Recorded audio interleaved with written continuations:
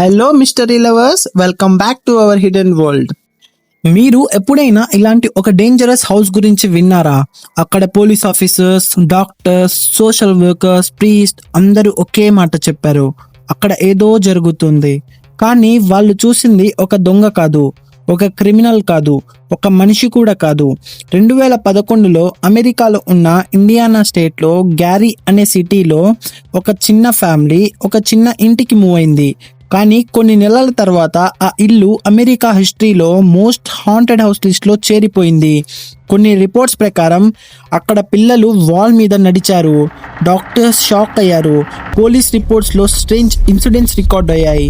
అక్కడ ఉన్న social workers కూడా తమ జీవితంలో చూడని విషయాలు చూశామని క్లెయిమ్ చేశారు. మరి నిజంగా అక్కడ డెమోన్ ఉందా, లేదా అందరూ కలిసి ఒక పెద్ద భయాన్ని నిజం అని నమ్మేశారా? ఈరోజు మనం the demon house of Gary Indiana మిస్టరీలోకి వెళ్ళబోతున్నాం. లైట్స్ ఆఫ్ చేసి హెడ్ ఫోన్స్ పెట్టుకుని ఈ స్టోరీని వినండి, ఎందుకంటే ఇది ఒక హారర్ సినిమా కాదు, ఇది నిజంగా జరిగిన real case. 2011 November, Gary Indiana.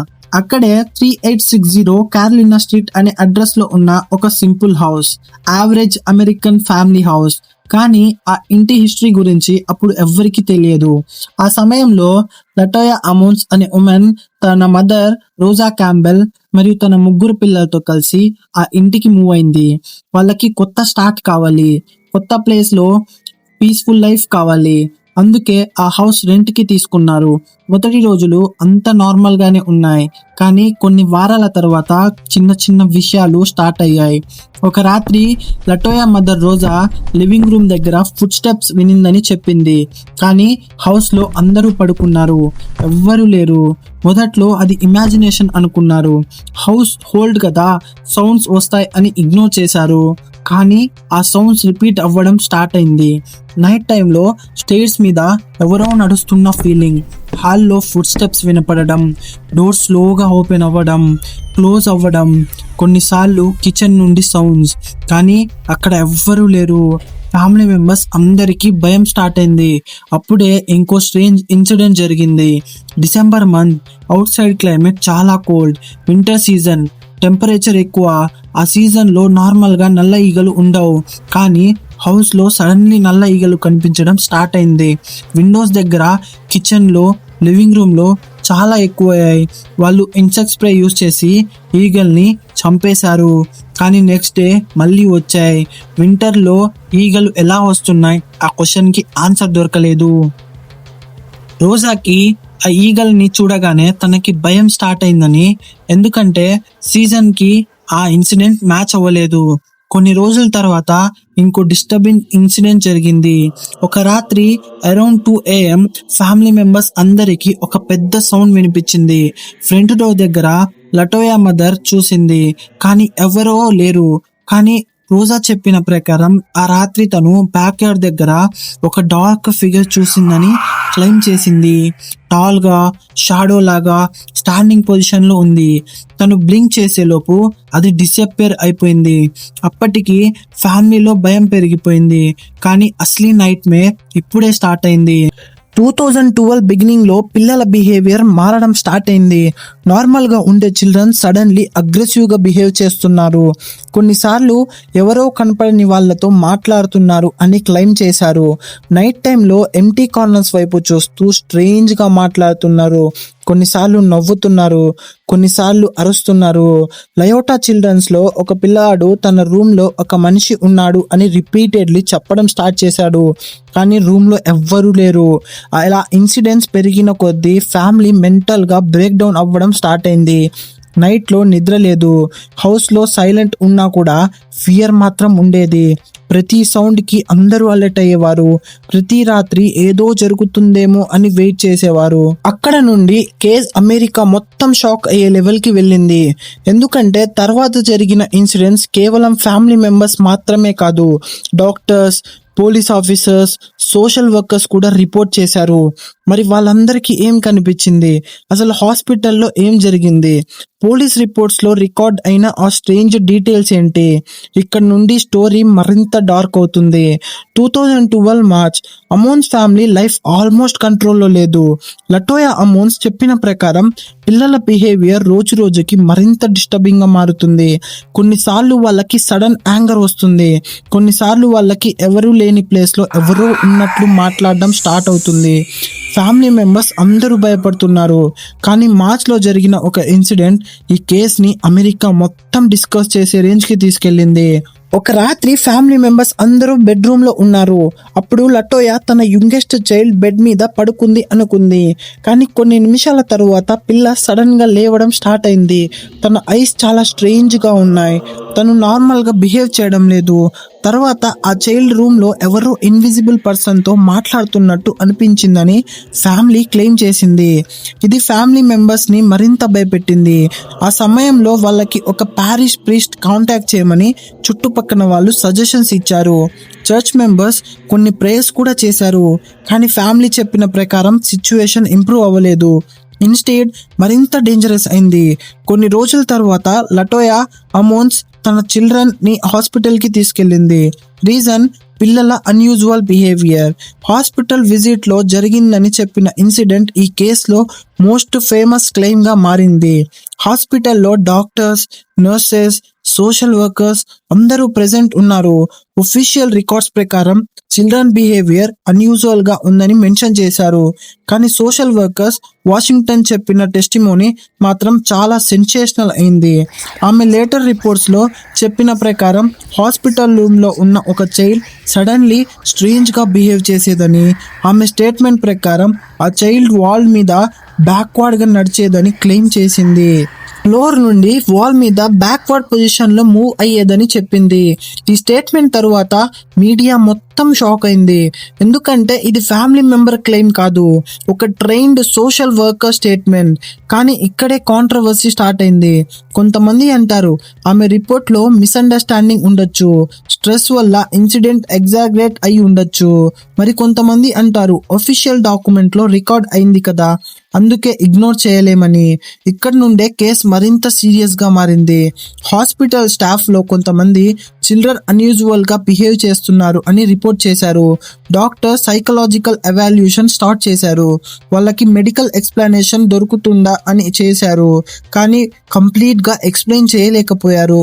కొన్ని ఇన్సిడెంట్స్ కి లాజికల్ ఆన్సర్స్ ఉన్నాయి, కొన్ని ఇన్సిడెంట్స్ మాత్రం మిస్టరీగానే మిగిలిపోయాయి. హాస్పిటల్ ఇన్సిడెంట్ తర్వాత డిపార్ట్మెంట్ ఆఫ్ చైల్డ్ సర్వీసెస్ కూడా ఇన్వాల్వ్ అయింది. సోషల్ వర్కర్స్ రెగ్యులర్ గా ఫ్యామిలీని విజిట్ చేయడం స్టార్ట్ చేశారు. ఆ విజిట్స్ లో జరిగిన విషయాలు కూడా రిపోర్ట్స్ లో ఉన్నాయి. అక్కడ నుండి ఈ కేసు మరింత భయంకరమైన మలుపు తిరిగింది. ఎందుకంటే ఇప్పుడు భయపడుతుంది అమాన్స్ ఫ్యామిలీ మాత్రమే కాదు, ఆ ఇంటికి వచ్చిన అవుట్ సైడర్స్ కూడా. హౌస్ లోపలికి అడుగు పెట్టిన ప్రతి ఒక్కరు ఒక ఫీలింగ్ గురించి మాట్లాడడం స్టార్ట్ చేశారు. ఈ ఇంట్లో ఏదో తప్పు జరుగుతుంది. సోషల్ వర్కర్ వాలరీ వాషింగ్టన్ ఆ ఇంట్లో కొన్ని నిమిషాలు గడిపిన తర్వాత తనకి వివరించలేని భయం కలిగిందని చెప్పింది. అది ఆర్డినరీ ఫియర్ కాదు, ఎవరో కనపడకుండా చూస్తున్నట్టు, ఎవరో పక్కనే నిల్చున్నట్టు ఒక స్ట్రేంజ్ ఫీలింగ్. ఆ ఇంట్లో ఉన్న ప్రతి రూమ్, ప్రతి కార్నర్, ప్రతి షాడో ఒక వార్నింగ్ ఇస్తున్నట్టు అనిపించిందని రిపోర్ట్స్ చెప్తున్నాయి. కానీ అసలు షాకింగ్ విషయం ఇంకొకటి. పోలీస్ ఆఫీసర్స్ కూడా ఇన్వెస్టిగేట్ చేయడానికి వచ్చారు. వాళ్ళు రూమ్ తిరిగారు, ఫొటోస్ తీశారు, ఎవిడెన్స్ కోసం వెతికారు. కానీ ఇన్వెస్టిగేషన్ అయ్యాక ఒక ఫోటో అందరినీ షాక్ కి గురి చేసింది.